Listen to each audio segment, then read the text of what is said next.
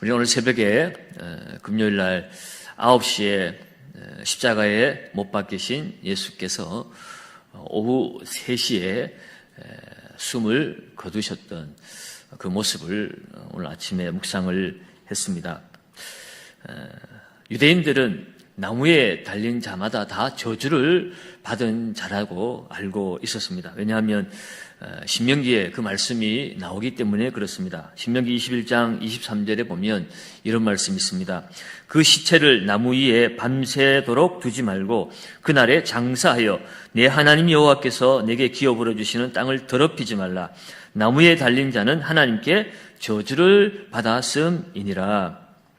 나무에 달린 자는 하나님께 저주받은 자였기 때문에 그 저주받은 자의 시체를 해가 지도록 계속해서 달아두어서는 안 된다라는 것입니다. 왜냐하면 그 거룩한 하나님의 땅이 더럽혀지기 때문이라는 것이죠. 이 말씀 때문에 유대인들은 예수님의 시체를 내려다가 그 밤을 지새우지 않도록 빨리 그것을 내려서 매장을 하려고 했습니다. 그것이 그 율법을 지키는 관례였기 때문에 그렇습니다. 뿐만 아니라 유대인들은 하루가 일몰부터 그 다음날 일몰까지입니다. 그러니까 저녁 6시쯤 되면 이제 날이 바뀌어지는 것이에요. 그러니까 안식일이 저녁부터 시작이 되어지는 것입니다. 안식일 또한 거룩한 날이기 때문에 그 안식일이 오기 전에 이 부정한 시체를 빨리 매장을 해야만 했던 것이었습니다. 요한복음 19장 31절에 보면 그 이야기가 조금 더 구체적으로 나옵니다. 유월절과 겹친 안식일에 시체를 매달아 두지 않기 위해서 빌라도에게 다리를 꺾어서 시체를 빨리 치울 수 있도록 부탁을 한 것이었습니다. 빨리 죽어야만이 안식일이 되는 그 시간 전에 빨리 내려서 매장을 할 수가 있기 때문이죠. 오늘 새벽에 말씀 나눈 것처럼 십자가 처형은 단번에 죽는 것이 아니라 서서히 고통받으면서 죽게 만드는 아주 극악한 처형 방법이었기 때문에 그렇습니다. 그렇게 서서히 죽어가는데 지금 이 안식일이 되어지기 전에 빨리 장사하기 위함이었습니다. 그래서 성경을 보면 군병들이 예수님과 함께 두 강도가 양쪽에 달렸잖아요. 그래서 그 강도들의 다리를 꺾었습니다. 그런데 예수님의 다리는 꺾지 않았습니다. 왜요? 꺾지 않아도 이미 예수님은 숨을 거두셨기 때문에 그렇습니다. 확실하게 숨을 거두셨기 때문에 굳이 다리를 꺾어서 아직 살아있는 생명을 끊어서 빨리 장사 지낼 이유가 없었던 것이죠. 그런데 이것조차도 하나님의 말씀을, 하나님의 예언을 성취하는 사건이었습니다. 요한복음 19장 36절에 보면 이 일이 일어난 것은 그 뼈가 하나도 꺾이지 아니하리라 한 성경을 응하게 하려 함이니라. 바로 민수기 9장 12절에 그 예언되어진 그 말씀대로 이루어지기 위함이었다라고 기록하고 있습니다. 그러니까 이 예수님의 생애가 곧 하나님의 말씀의 성취였습니다. 메시아가 어떻게 잉태가 되고 탄생이 될 것인가? 어느 지역에서 나실 것인가? 어떻게 고난받고 죽으실 것인가? 이 모든 것이 다 하나님이 말씀하신 대로 예언하신 대로 예수님의 생애 가운데 그대로 이루어졌고 심지어 오늘 예수께서 숨을 거두신 이후에 그 시체를 처리하는 그 순간까지도 하나님께서 말씀하신 대로 성취가 되어지고 있는 모습을 우리에게 보여주고 있습니다. 그야말로 하나님의 언약 가운데 그대로 예수님은 드려진 그러한 메시아였습니다. 이 모습을 보아도 하나님의 말씀이 능력이 있다는 것을 우리는 깨닫게 됩니다. 하나님의 말씀은 한번 말씀하시면 그것은 반드시 이루어지게 되어 있습니다. 그런데 오늘 이 본문 말씀을 통해서 유대인들의 이러한 잔인한 조치가 이루어지는 가운데서 주님의 시신을 위해서 마지막까지 헌신하고 봉사한 사람들이 등장을 합니다. 오늘 본문에 특별히 아리마대 요셉이라는 사람이 중심이 되어 나오고 또 그 뒤에 함께 등장하는 여인들도 있었지요. 오늘 이 아리마대 요셉을 43절에 이 사람에 대해서 어떻게 이야기하고 있습니까? 아리마대 사람 요셉이 와서 당돌하게 빌라도에게 들어가 예수의 시체를 달라 하니 이 사람은 존경받는 뭐라고요? 공회원이다라고 이야기하고 있습니다. 공회원은 당시에 산헤드린 공회원을 말합니다. 당시에 그 산헤드린 공회는 그야말로 이 유대 사회 최고의 의결 기구였습니다. 로마의 지배를 받고 있지만 로마의 식민지 통치 방식은 그 식민지 그 지배받는 그 민족의 종교와 그들의 관습 같은 것은 그들 스스로 해결하도록 그렇게 맡겨두었습니다. 그래서 그 유대인들이 산헤드린에서 결정을 하면 그것이 곧 그대로 집행이 되는 그런 구조였죠. 사실은 빌라도가 예수를 십자가에 내어 주었지만 빌라도는 그럴 마음이 없었지요. 그러나 이 산헤드린 공회에서 예수를 십자가에 못 박으라고 그들이 결정을 내렸기 때문에 빌라도는 이 최고 의결 기구에 그것을 존중할 수밖에 없었고 또 그것을 많은 유대인들이 소리질러서 그렇게 빌라도를 압박했기 때문에 빌라도가 그렇게 할 수밖에 없었죠. 어쨌든 이 산헤드린 공회원은 그야말로 아무나 할 수 없는 일이죠. 오늘날 국회의원들이 아무나 되어지는 것은 아니지 않습니까? 때로는 우리를 실망하게 하는 왜 저런 사람이 국회의원일까 하고 혀를 차기도 하지만 그러나 대개 그들이 뽑힐 때는 이 지역사회에서나 존경받는 우리를 대표해서 이 나라를 잘 섬겨줄 수 있을 것이라는 그런 존경을 또 우리가 인정을 하면서 그들을 선출을 하죠. 그러니까 이 아리마대 요셉이 바로 존경받는 공회원이었다. 공회원이라고 말하는 것은 당시에 꽤나 그래도 힘을 쓸 수 있는 그런 사람이었다라는 것을 의미하기도 합니다. 이 사람이 이런 정치적인 권력을 가진 존경받는 사람이었을 뿐만 아니라 마태복음 21장 57절에는 한 가지를 더 추가해서 우리에게 정보를 알려주고 있습니다. 아리마대의 부자 요셉이라. 단순히 권력을 가진 공회원 정도가 아니라 거기에 그는 또한 부도 겸비하고 있었다고 성경은 기록하고 있습니다.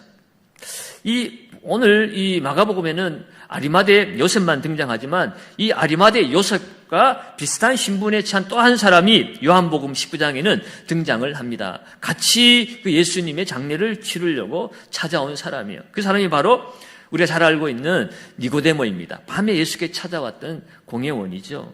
요한복음 19장 39절에 이렇게 기록이 되어 있습니다. 일찍이 예수께 밤에 찾아왔던 니고데모도 모략과 침량 섞은 것을 100리트라쯤 가지고 온지라.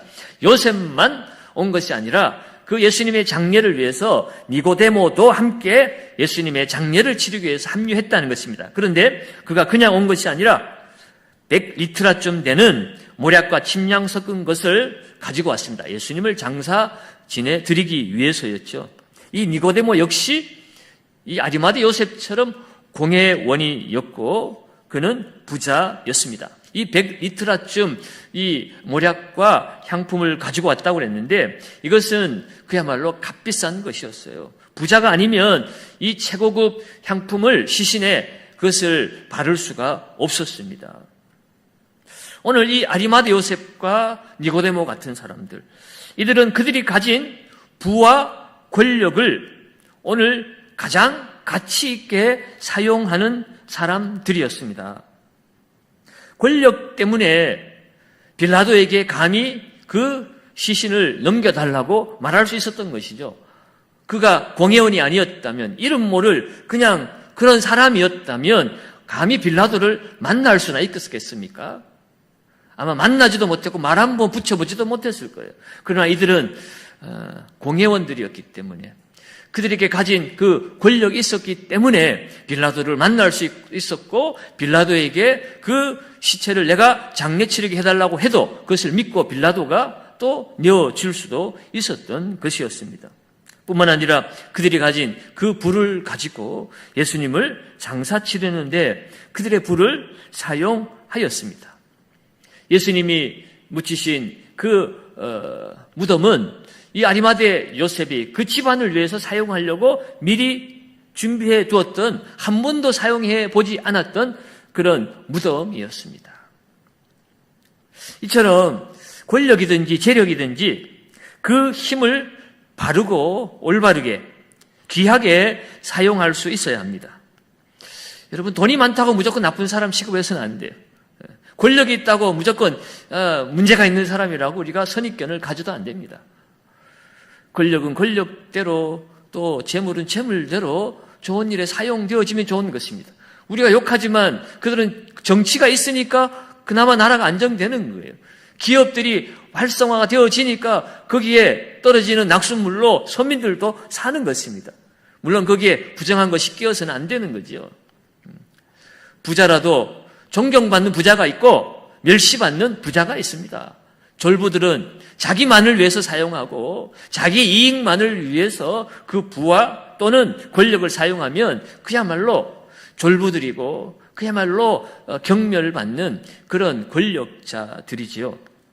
오늘날 정권이 바뀔 때마다 기업가나 정치인들이 그 힘을, 그 재력을 잘못 쓴 대가를 계속 치르고 있잖아요. 여러분, 힘을 갖는 것도 중요하고 부를 가지는 것이 중요하지만 그것보다 더 중요한 것은 내가 가진 그 권력과 부를 어떻게 아름답게 가치 있게 사용할 것인가, 그것이 더욱 중요한 것입니다. 권력을 가지고 다른 사람들을 죽이는 일에 그 권력과 힘을 사용하면 그것은 자기를 찌르는 꼴이에요. 돈을 가지고 부패한 일에 사용되어지고 자기의 욕심만을 채우면 그 돈이 자기를 망하게 만들어 버리는 것입니다. 그러면 여러분, 우리 땅을 살아가면서 그리스도의 제자들이라고 불리는 저와 여러분들은 우리에게 주신 그 힘과 부를 아름답게 잘 사용할 수 있도록 늘 깨어 있어야 합니다. 내게 주어진 이 권력을, 이 재물을 허튼 데 쓰고 있는 것은 아닌지 정말 아름답게 사용되어져야 합니다. 이것은 권세나 또 재물만이 아닙니다. 내 재능도, 내 몸도, 무엇이든지 우리는 다 하나님의 영광을 위해서 사는 자들이에요. 오늘 이 요셉과 니고데모는 단순히 그들이 가진 권세와 물질만을 가지고 봉사한 것이 아니었습니다. 사실 이들은 지금 이 순간 그들의 목숨을 내어놓고 지금 예수님의 장사를 치른다는 것을 우리는 알아야 합니다. 이들도 그리스도의 제자였습니다. 다만 드러내놓고 내가 예수의 제자임을 표현하지 못하였을 뿐이죠. 요한복음 19장 38절 상반절에 이렇게 기록하고 있습니다. 아리마대 사람 요셉은 예수의 뭐라고요? 제자이나 유대인이 두려워 그것을 숨기더니. 이 사람은 예수님의 제자였습니다. 그런데 제자임을 드러내놓지를 못했을 뿐이에요. 왜요? 유대인들을 두려워했기 때문이라. 왜 두려웠을까? 요한복음 12장 42절에 이런 말씀이 있습니다. 그러나 관리 중에도 그를 믿는 자가 많되 바리새인들 때문에 드러나게 말하지 못하니 이는 뭐 때문이에요? 출교를 당할까 두려워함이니라. 당시에 이 종교 지도자들은 예수님을 메시아로 인정하지 않았지 않습니까? 이 유대 사회는 이 종교로 하나가 된 사회였습니다. 그래서 이 종교 지도자들에게 지켜버리면 그 사회에서 퇴출이 되어버리는 거예요. 그들이 지금까지 쌓아 올린 어떤 그런 존경받는 관록이나 아니면 그들이 어떤 비즈니스를 해서 얻은 그런 재물이나 이 모든 것이 한순간에 무너지는 것입니다. 그 시스템에서 제외되어버리면 더 이상 장사를 할 수가 없지요. 영업을 할 수가 없지요. 어떤 관직에 나아갈 수도 없지요. 그런 것이 두려웠던 것입니다. 사회에서 매장될까 봐. 그래서 그들은 소극적으로 주님을 따랐던 것이었습니다. 그런데 지금 상황이 바뀌었습니다. 지금 그들이 그들의 실체를 지금 드러내고 있어요. 지금까지 그들의 실체를 숨기며 쉬쉬하며 그들의 제자됨을 대놓고 드러내지 못했는데 지금 상황이 바뀌었잖아요. 어떤 식으로 바뀌었습니까? 그들이 마음 놓고 내놓을 만큼 그렇게 좋은 쪽으로 바뀐 것일까? 전혀 반대죠. 예수님이 지금 어떻게 죽었습니까? 대역죄를 뒤집어쓰고 반역죄를 뒤집어쓰고 그렇게 신성모독죄로 가장 극악한 죄인들이 받아야 될 그 십자가의 저주를 받고 죽었습니다. 그렇다면 내가 그 예수의 제자라고 말한다면, 내가 그와 한패라고 말한다면 어떻게 되겠습니까? 함께 붙들려서 십자가형을 당할 수도 있는, 십자가형은 아닐지라도 그가 쌓아올린 모든 간직에서 쫓겨나고 그 모든 재물이 다 빼앗기고 그들의 가문이 무너질 수도 있는 그런 상황 아니겠습니까? 그런데 오늘 이들은 오히려 내가 예수의 제자임을 대놓고 밝히고 있는 것이에요. 내가 이 예수를 장사치르게 해달라. 제자들도 다 도망을 갔어요. 베드로는 내가 죽을지언정 배신하지 않겠습니다. 다른 사람들은 다 도망가도 나는 주님을 끝까지 따라가겠습니다 했는데 그 베드로마저도, 믿었던 수제자 베드로도 예수님을 부인하고 저주까지 하면서 다 도망을 가버렸어요. 그런데 오늘 이 사람들은 잃을 것이 많은 사람들이었음에도 불구하고 그 잃을 것을 두려워하지 않고 심지어 목숨을 잃을 수도 있고 내 목숨뿐만 아니라 내 자녀들의 장래까지도 담보할 수 없는 이런 위험한 상황 속에서 오늘 이들이 내가 예수의 제자라고, 내가 그 예수를 장사 치르게 해달라고 가서 대놓고 자신을 드러내 버린 것입니다. 그러면 여러분, 오늘 이 아리마대 요셉 그리고 요한복음에 나오는 니고데모, 이들은 정말 하나님 앞에 단순히 물질을 드리고 내 가진 어떤 권세를 드린 정도가 아니었습니다. 지금 그들은 목숨을 걸고 있어요. 그래서 오늘 이 마가복음에서 이들의 한 행동을 당돌하다 이렇게 표현했습니다. 43절 다시 보시면 아리마대 사람 요셉이 와서 당돌이 빌라도에게 들어가. 지금 이 아리마대 요셉이 하는 이 일을 당돌하다라고밖에 표현할 길이 없는 거예요. 그러니까 뭐 세상적인 관점에서 보면 네가 뭐 만용을 부리는 거냐? 이거 뭐 당돌하게 도대체 무슨 빽이 있어서 네가 지금 이런 행동을 하느냐라고 이 당돌하다는 표현으로밖에 표현할 길이 없는 거예요. 얼마나 험악한 분위기 속에서 그들이 그야말로 돈키호테처럼 그야말로 있을 수 없는 일을 하고 있는가를 당돌하다라고 이렇게까지 표현할 수밖에 없는 것입니다. 지금 그들은 자신의 부와 권력을 유지하려고 숨기고 도망가는 자들이 아니었습니다. 다 잃더라도 오늘 이 순간만큼이라도 내가 예수의 제자답게 한번 살아보겠다고 마지막 그들의 헌신을 드리고 있는 모습입니다. 왜 그렇습니까? 오늘 아침에 믿지 않는 백부장도 이는 하나님의 아들이었도다라고 그 입술에서 되어진 일을 보고 그들이 고백을 했지요. 그것을 옆에서 지켜보고 있던 아리마대 요셉도 예수의 제자였고, 그러나 현실에 그 내가 가진 것을 잃을까봐 두려워서 소극적으로 숨어서 예수를 따라다녔지만 그 예수님이 십자가에서 아낌없이 자신의 몸을 찢으시고 피를 흘리시며 마지막까지 다 이루었다. 마지막까지 그 사명 감당하는 모습, 하나님의 사랑 앞에 자신을 드리며 나를 위하여서 순종하시는 그 예수님 모습을 보면서 이건 사람이 할 수 없는 일이구나. 믿지 않는 자도 하나님의 아들임을 고백하는데 왜 하나님의 아들이심을 그 옆에서 지켜본 예수의 제자가 모르겠습니까? 오늘 이 아리마대 요셉은 그래서 결심을 한 거예요. 내가 오늘 죽는다고 해도 나는 천국에서 눈을 뜰 것이다. 예수님과 함께 그 천국의 영원한 삶을 내가 살게 될 것이다. 그런 결단을 하고 자신의 모든 것을 다 버린 것입니다. 주님이 자신을 버려서 우리를 구원하신 것처럼 내가 그 주님을 따르는 제자답게 나도 이제 주님을 따라가리라 하고, 죽으면 죽으리라 하고, 빼앗기면 빼앗기리라 하고, 마지막 제자다운 삶을 살겠다고 그는 빌라도 앞으로 나아갔습니다. 세상 관점에서 보면 당돌한 행동이었지만 그야말로 오늘 이 아리마대 요셉은 목숨을 걸고 헌신한 그러한 시간이었습니다. 왜 그렇습니까? 오늘 43절 하반절에 분명히 기록하고 있죠. 하나님의 나라를 기다리는 자라. 하나님의 나라를 기다리는 자라. 장차 완성될 하나님의 나라, 예수 그리스도께서 우리에게 주어질 그 하나님의 나라를 우리에게 가져다 주었으니 내가 이제 그 주님과 함께 하나님의 나라, 그토록 기다리던 하나님의 나라를 내가 소유하게 되었음을 그는 기다리다 못해 이제는 그 하나님의 나라를 그 스스로 들어가고자 한 것이었습니다. 사랑하는 여러분, 십자가에 달리신 예수처럼 오늘 우리가 보고 있는 하나님의 나라는 겨자씨만큼 작고 초라한지도 모릅니다. 그러나 중요한 것은 작을지라도 하나님의 나라는 이미 이곳에 와 있다는 것이에요. 그것이 점점 자라가고 있습니다.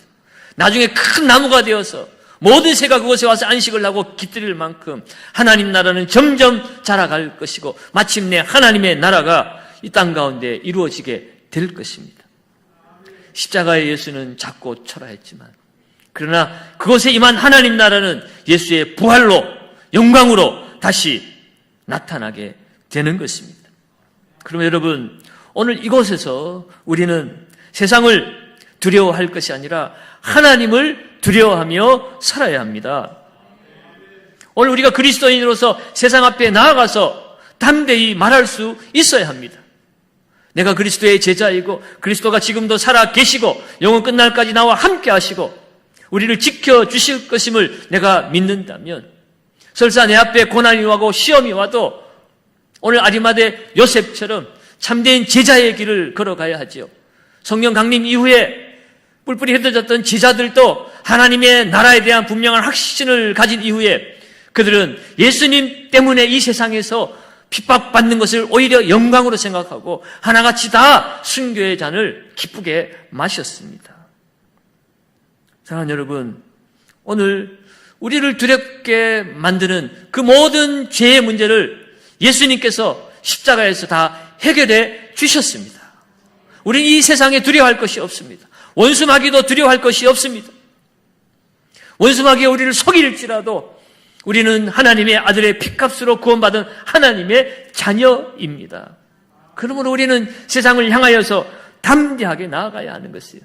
세상 사람들 눈에는 당돌하게 보일지 모르지만 우리는 용기를 가지고 이 세상을 살아가는 그리스도인이 되어야 합니다. 여러분, 제자라고 하는 것은 많은 사람들 앞에서 주님을 드러낼 수 있는 용기를 가진 자가 제자입니다.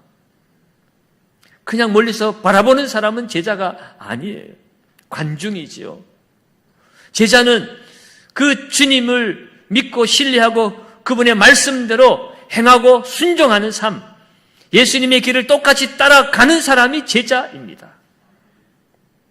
그리고 여러분, 오늘 우리에게 기회가 있을 때 그리스도의 제자의 길을 우리가 걸어갈 수 있는 그런 용기를 가질 수 있도록 기도하시고 그 그리스도의 말씀대로 순종하는 복을 누리시기를 바랍니다. 기회는 항상 있는 것이 아니죠. 시간이 항상 있고 항상 건강할 수만은 없습니다. 내게 시간이 있을 때, 건강이 있을 때, 물질이 있을 때, 나의 재능과 수고가 누군가에게 도움이 되고 필요가 되어질 때 우리는 그때 그것을 아름답게 사용함으로 하나님께 영광을 돌려야 하는 것입니다. 지금 너무 늦었다고 생각하십니까?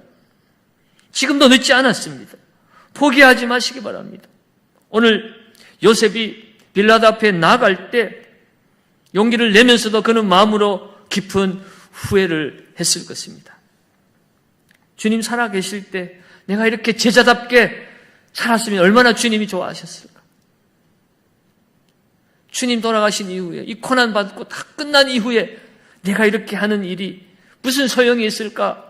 그런 한탄과 그런 후회와 아픔 가운데 그는 주님의 시체라도 내가 장사를 잘 치루어 드려야 되겠다, 그런 후회 막심한 마음으로 이 일을 행했는지도 모릅니다. 그러나 여러분, 이 땅에서 마지막이라고 해서 하나님께도 마지막은 아닙니다. 인생의 끝은 예수의 시작인 줄로 믿습니다. 요셉은 급하게 예수님의 시신이라도 내가 장사를 잘 치러드려야 되겠다고 그렇게 생각을 하고 그는 헌신을 했지만, 그러나 이것이 마지막이 아니라는 사실을 그는 꿈에도 몰랐습니다. 그는 예수님을 그 돌무덤에 안치하고 그 무덤의 문을 굴려놓고 임봉을 하고 그 무덤 문을 나섰지만, 그러나 얼마 후에, 바로 36시간 이후에 3일 만에 예수님께서 부활하시게 된다는 사실을 그는 까마득히 몰랐습니다. 주님의 싼 세마포는 고이 무덤 안에 접혀 있을 것입니다. 돌은 옆으로 굴려져 있을 것입니다. 니고데모와 여인들이 가지고 온 그 향품은 아무 소용이 없게 될 것입니다. 사랑하는 여러분, 내가 어떻게 장사를 치러드릴까? 얼마나 좋은 향품을 가지고 또 얼마나 비싼 세마포를 입혀드리고 장사를 잘 치러드릴까? 내가 주님 앞에 이것밖에 못해드려서 후회하고, 살아계실 때 잘해드려야 되는데 죽은 이후에 비싼 세마포라도 만들어드리고 비싼 향품이라도 발라드리자. 우리 살아가는 모습 같죠? 부모님 돌아가실 때, 살아계실 때 좀 효도 좀 잘할 걸. 후회하면서 그 죽은 시체 앞에서 잘하겠다고 비싼 관 사가지고 리무진 태워가지고 화장터 보냈는데 그게 무슨 소용이 있습니까? 이미 천국 가 계신데. 물론 그것이 잘못됐다는 건 아니에요. 저는 그것도 못한 사람이니까. 오늘 요셉이 바로 그런 안타까운 마음으로 예수님을 장사 치루었습니다. 그러나 그가 후회했습니다. 늦은 줄 알았습니다. 끝난 줄 알았습니다. 그런데 그것도 늦지 않았습니다. 주를 위해서, 하나님을 위해서 하는 헌신은 아무리 늦어도 늦은 것이 아닙니다. 하지 않는 것이 문제지. 지금이라도 내가 할 수 있는 한 모든 것을 내가 하면 하나님 기쁘게 받으시는 것이에요. 예수님은 다시 살아나셨기 때문입니다. 예수님은 이 세상의 어둠이 임한 그 마지막 순간에 누가 주를 위해서 헌신하고 있는지를 주님은 다 보고 계시기 때문입니다. 주님은 살아 계십니다. 우리가 마지막 숨을 거두는 그 순간까지 오늘 주님은 우리의 수고와 헌신을 받으십니다. 누구라도 죽기 일보 직전에 한편에 달린 강도까지도 주님이 받으셨어요. 오늘 제자된 것을 부끄러워하며 숨기며 소극적으로 섬겼지만 깨어진 후에 마지막이라고 생각하고 장사라도 지내드리려고 했던 이 아리마대 요셉의 헌신도 주님께서 기쁘게 받으셨다는 사실입니다. 오늘 이 아리마대 요셉과 니고데모와 그 여인들이 행한 이 행동은 오늘 우리들에게 성경을 통해서 무언가를 말씀하고 있는 것 같습니다. 지금 우리가 주님을 따라야 할 때임에도 불구하고 다른 사람들의 눈을 의식해서 내 욕심을 내려놓지 못해서 그저 이미지 관리만 하고 있고 주님을 따라야 함에도 불구하고 따르지 못하는 그런 삶을 우리가 살고 있지는 않은지, 주님께서 맡겨주신 그 시간, 물질, 재능 또는 그 권세, 그것을 공개적으로 사용하지 못하고 그저 사회적 평판과 사람들의 평가와 존경에만 목말라 하고 있지는 않은가 하는 것입니다. 그리스도인으로 알려지는 것보다 존경받는 부자로, 존경받는 정치인으로 알려지는 것이 우리의 관심사는 아닌지 하는 것입니다. 사랑하는 여러분, 우리의 사모하는 것이 이 땅의 부와 명예와 권세라면 땅을 치고 후회하는 날이 반드시 오게 될 것입니다. 주님은 다시 오실 것입니다. 다시 오실 때는 심판주로 오십니다. 각각 그 행한 대로 그리스도의 심판대 앞에 우리가 서게 될 것이라고 성경은 분명하게 말씀하고 있습니다. 사랑하는 여러분, 오늘 니고데모 그리고 요셉, 아리마대 요셉, 그들이 빌라도 앞에 당돌했다라고 말하지만 그들은 위험을 감수하고 목숨을 걸고 행한 용감한 행동이었습니다. 세상 눈에는 당돌하게 보이는 그 행동이 믿음의 눈으로 보면 용감한 행동이었습니다. 그 용감한 행동의 원동력은 바로 하나님의 나라를 사모하고 기다리는 것이었습니다. 여러분, 진정한 부자는 하나님의 나라를 소유하는 것이 진정한 부자입니다. 오늘 요셉은 세상의 부자로, 세상에 힘있는 자로 살기보다는 하나님 편에 서기를 선택을 했습니다. 그래서 용기를 내어서 진짜 부자의 길을 선택하고 걸어갔습니다. 여러분, 오늘 저와 여러분들이 바로 그와 같은 부자의 길을 걷고 있는 줄 믿습니다. 세상 사람들을 보기에는 세상 사람들이 말하는 부자가 아닐지언정, 세상 사람들이 말하는 그런 힘있는 권력자가 못 될지언정, 그러나 십자가에 예수가 함께하는 우리는 진짜 부자이고 진짜 권세자인 줄로 믿습니다. 영접하는 자, 곧 그 이름을 믿는 자들에게는 하나님의 자녀가 되는 권세를 주셨으니, 하나님의 자녀가 세상 그 어떤 부여함보다도 더 부여한 것이며 세상의 그 어떤 힘보다도 가장 큰 권세임을 지금은 깨닫지 못하겠지만, 지금은 세상이 몰라주겠지만 주님이 재림하실 때에 하나님의 자녀가 얼마나 부자인지, 얼마나 큰 권세인지 우리는 그때 밝히 알게 될 줄로 믿습니다. 지금 권세, 지금 그 부가 주님의 심판대 앞에 속절없이 무너지고 오히려 지옥 멸망길로 간다면 그처럼 안타깝고 어리석은 일이 어디에 있겠습니까?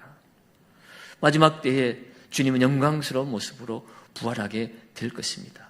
우리가 고난주간을 우리가 기도하며 나아가는 것은 부활주일이 있기 때문이에요. 부활하신 예수가 있기 때문에 고난주간이 의미가 있는 것입니다. 부활의 영광이 있기 때문에 이 땅 가운데 주님과 함께 고난받는 것이 의미가 있는 것입니다. 하나님 나라를 이어받을 상속자가 되었으니 그리스도와 함께 고난도 받아야 할 것이니라. 그 고난은 하나님의 나라와 의를 위해서 사는 그 사명을 따라 살 때 찾아오는 고난을 말하는 것이지, 아무 의미 없이 찾아오는 그런 질병이나 가난이나 그런 고난을 말하는 것이 아닙니다. 우리가 주님 편에 서서 주의 제자 되어 살아갈 때에 이 땅에서 우리에게 찾아오는 고난도 우리는 능히 감당할 수 있도록 주님이 함께 하실 것이며, 또한 우리에게 영원한 하나님의 나라, 그 부활의 영광을 누리게 해 주실 줄로 믿습니다. 부활주일날 말씀도 나누겠지만 예수님은 부활하셔서 잠자는 자들의 첫 열매가 되어 주셨다라고 말씀합니다. 이 말씀은 예수와 연합된 우리는 예수님이 부활하신 것처럼 우리도 둘째, 셋째, 넷째 계속해서 우리는 부활할 자임을 말씀하고 있습니다.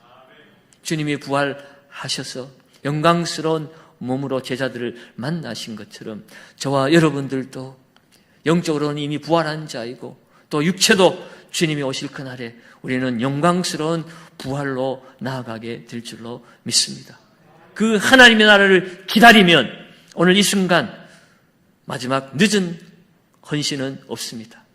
오늘 이 순간 내 나이와 내 체력과 내 배운 것과 상관없이 오늘 주님이 기뻐하시는 그 자리에서 주의 영광을 위해서 나를 드림으로 하나님께 기쁨이 되고 하나님 그 부활의 영광을 내 것으로 만들 수 있는 저와 여러분들 되시기를 주님의 이름으로 축원드립니다.